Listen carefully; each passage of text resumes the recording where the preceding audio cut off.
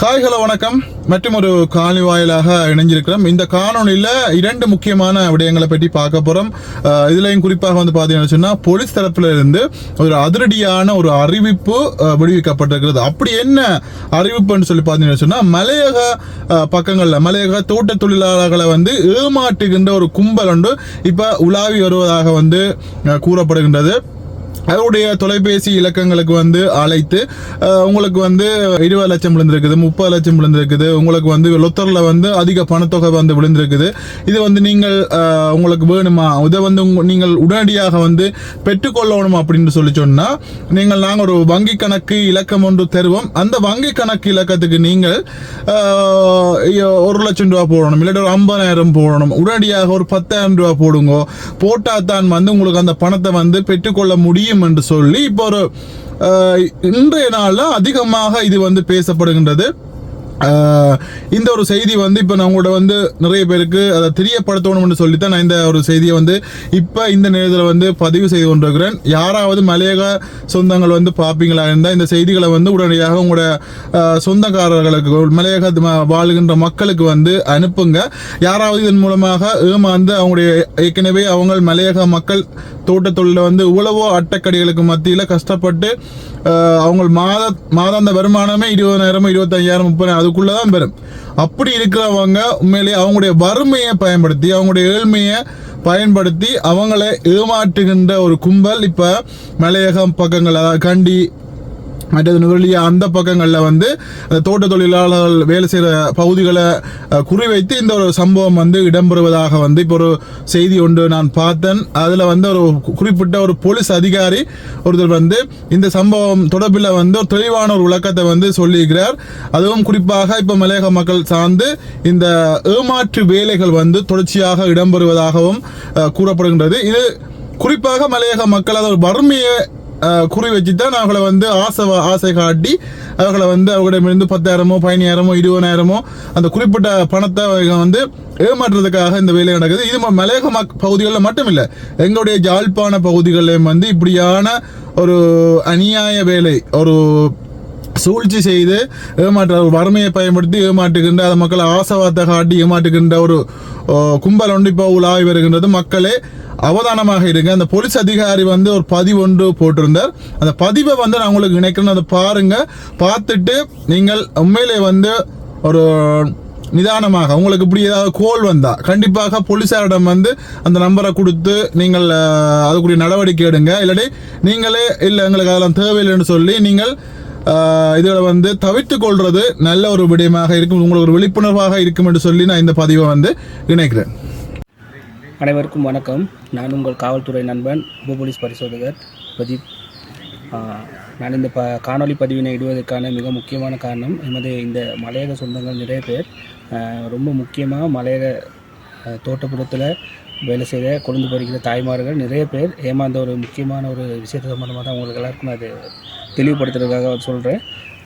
அநேகமாக நிறைய பேர் உங்களுக்கு பெயர் தெரியாத அறிமுகமாகாத நபர்கள் சில நேரம் உங்களுக்கு தொலைபேசியில் அழைப்பெடுத்து உங்களுக்கு பணப்பரிசு விழுந்திருக்குது, உங்களுக்கு வெளிநாட்டிலேருந்து பெறுமதியான பரிசு பொருட்கள் கிடைச்சிருக்குது, இதனால் நீங்கள் இந்த பொருள் உங்களுக்கு கிடைக்கணும்னு சொன்னால் நீங்கள் உங்களோட அக்கௌண்ட் நம்பரை தாங்க, இல்லைண்டா உங்களோட அக்கௌண்ட்டில் எவ்வளோ காசு இருக்குது, குறிப்பிட்ட ஒரு பேங்க் நம்பரை கூறியோ ஒரு குறிப்பிட்ட நிறுவனத்தின் பேரை சொல்லியோ உங்கள்கிட்ட நிறைய காசுகளை பறிக்கிறதுக்கான நிறைய ஏமாற்று வேலைகள் நடந்து கொண்டிருக்குது. அந்த வகையில் இந்த மாதிரியான சில விஷயங்கள் யாராவது ஒருத்தர் உங்கள்கிட்ட காசு போடுங்க, உங்களோட அக்கௌண்ட்டுக்கு காசு போடுங்க, உங்களுக்கு பணப்பரிசு வந்திருக்குன்னு கேட்டாலும் பக்கத்தில் இருக்கிற அருகில் இருக்கிற போலீஸ் நிலையத்துக்கு போய் இது சம்மந்தமாக அறிவிங்க.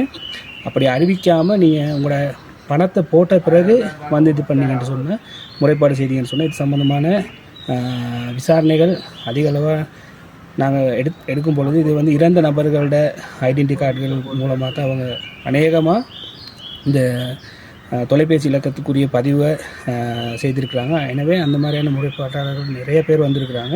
எங்களுக்கு தகவலும் கிடைச்சிருக்குது. நிறைய பேர் இந்த மாதிரியான இடங்களில் ஏமாந்ததுக்கு பிறகு இது சம்மந்தமாக சொல்ல முடியாமல், வெளியிலையும் சொல்ல முடியாமல் வெட்கப்பட்டு கூனி குறுகி இருக்கிற நிறைய படித்தவர்களும் இது மாதிரி இருக்கிறாங்க. எனவே இந்த மாதிரியான தொலைபேசி இலக்கத்தில் ஏதோ ஒரு தொலைபேசி இலக்கத்தில் அழைப்பு எடுத்து உங்களுக்கு யாராவது ஒருவர் இப்படி உங்களுக்கு பணப்பரிசு விழுந்திருக்குது, உங்களுக்கு லட்சக்கணக்கு பெறுமதியான பொருட்கள் வந்திருக்கு. இந்த பொருளை நீங்கள் உங்களுக்கு கிடைக்கணும்னு சொன்னால் அக்கௌண்ட்டுக்கு காசு போட சொன்னாங்கன்னா ஒரு காலம் போடாங்க. என்ன காரணம்னு கேட்டால் 1 கோடி ரூபா, 2 கோடி ரூபா, 5 கோடி, 10 கோடி விழுகிற ஸ்வீப் டிக்கெட் கூட நம்ம 40 ரூபாய்க்கு தான் வாங்குகிறோம். எனவே மிக பெருமதியான பணப்பரிசுகள் கூட நம்ம அதிர்ஷ்டசாலிகளாக இருந்தால் நமக்கு கட்டாயம் கிடைக்கும். நீங்கள் பெரிய ஒரு அமௌண்ட் போட்டு உங்களுக்கு பணப்பரிசு கிடைக்கும்ன்றதெல்லாம் பொய்யான தகவல். இதனால் இந்த மாதிரியான தகவல்களை நீங்கள் நம்பி ஏமாறாதீங்கன்னு சொல்லி கேட்டுக்கொள்கிறேன். நன்றி, வணக்கம். அது மட்டும் இல்லாமல் இன்னும் ஒரு செய்தி, குறிப்பாக எஸ்கே கிருஷ்ணா, டிகே கார்த்திக் சார்ந்த ஒரு பதிவு வந்து இப்போ நிறைய இன்றைக்கு வந்து எனக்கு ஒரு 4-5 பேர்கிட்ட கால் பண்ணிட்டோம். தம்பி எஸ்கே கிருஷ்ணா சம்மந்தமாக என்ன மாதிரி அவங்களுக்கு சென்ற முறை மாதிரியே வந்து என்ன இழுத்தடிப்பாங்களா, இல்லாட்டி அவர்களுக்கு நாளைக்கு பிணை கொடுப்பாங்களான்னு சொல்லி இன்றைய நாள்லையும் எனக்கு ஒரு 4-5 கோல் வந்தது.